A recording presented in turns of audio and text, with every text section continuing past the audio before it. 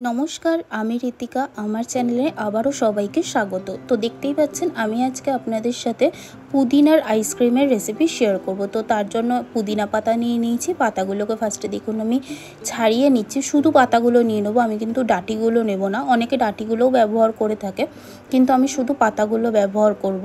তো পাতাগুলো ছাড়িয়ে নিয়েছি। এরপরে দেখুন এখানে একটা মিক্সিং জার নিয়ে নিয়েছি। এর মধ্যে পুদিনা পাতাগুলো দিয়ে দিচ্ছি। আর পুদিনা পাতাগুলো কিন্তু আমি ছাড়িয়ে ধুয়ে রেখেছিলাম। তারপর এর মধ্যে আমি স্বাদ অনুযায়ী চিনি দিয়ে দিচ্ছি। তারপর পরিমাণ মতন জল দিয়ে কিন্তু এটাকে পেস্ট করে নিচ্ছি। দেখুন জলটা দিয়ে দেওয়ার পর কিন্তু আমি ঢাকনাটা আটকে এটা পেস্ট করে নিচ্ছি।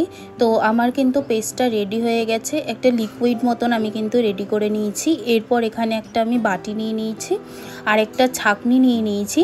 এই পেস্টটা কিন্তু ছেঁকে ছেঁকে এই বাটির মধ্যে জাস্ট আমি জুসটা নিয়ে নেব, আর কিছু কিন্তু লাগবে না। এর মধ্যে কিন্তু পাতার ছিবড়েগুলোও আছে, তাই জন্যই কিন্তু আমি ছাঁকনিটা ব্যবহার করছি, যাতে জাস্ট জুসটা আমি ছেঁকে নিয়ে নিতে পারি। তো এরমভাবেই কিন্তু পুরো জুসটা আমি নিয়ে নেব ফার্স্টে।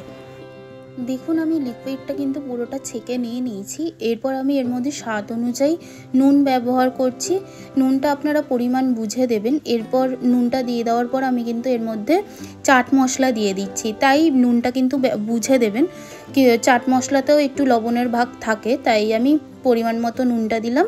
এবার স্বাদ অনুযায়ী চাট মশলাটাও ব্যবহার করে নিলাম। এরপর এর মধ্যে দেখুন আমি পাতিলেবু নিয়ে নিয়েছি, একটা গোটা পাতিলেবু নিয়েছি।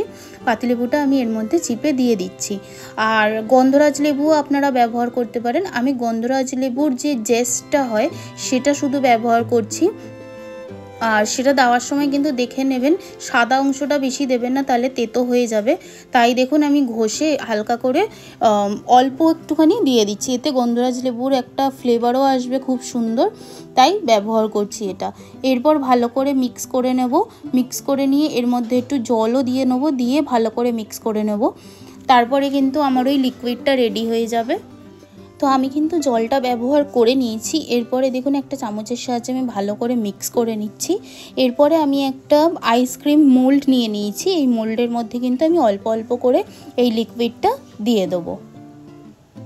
তো দেখুন লিকুইডটা কিন্তু আমি ঢেলে নিচ্ছি। নিয়ে এর যে স্টিকগুলো আছে সেগুলো ওপর দিয়ে আটকে দিয়ে আমি ফ্রিজের মধ্যে কিন্তু রেখে দেবো। আমি সারা রাতের জন্য রেখে দিচ্ছি, আপনারা চাইলে 5-6 ঘন্টার জন্যও রেখে দিতে পারেন। তারপরেই দেখবেন আইসক্রিমটা কিন্তু রেডি হয়ে যাবে। তো দেখুন মোল্ডগুলো আমার রেডি হয়ে গেছে। এরপর আমি এটা ফ্রিজে কিন্তু রেখে দিচ্ছি। তো দেখুন আমি সারা রাত ফ্রিজে রাখার পর আমি বার করে নিয়েছি আইসক্রিমগুলো। আপনারা দেখতেই পাচ্ছেন কত সুন্দর আইসক্রিমগুলো রেডি হয়েছে। আর এটা কিন্তু স্বাস্থ্যের জন্যও খুব ভালো, যেহেতু এর মধ্যে পুদিনা আর লেবু দুটোই ব্যবহার করা হয়েছে। হজমের জন্যও খুব ভালো। আপনাদের যদি এই রেসিপিটা ভালো লেগে থাকে তাহলে প্লিজ আমার চ্যানেলটা সাবস্ক্রাইব করে দেবেন, একটা লাইক করে দেবেন, কমেন্ট করে জানাবেন রেসিপিটা কেমন হয়েছে। ভালো থাকবেন, সুস্থ থাকবেন। Thank you.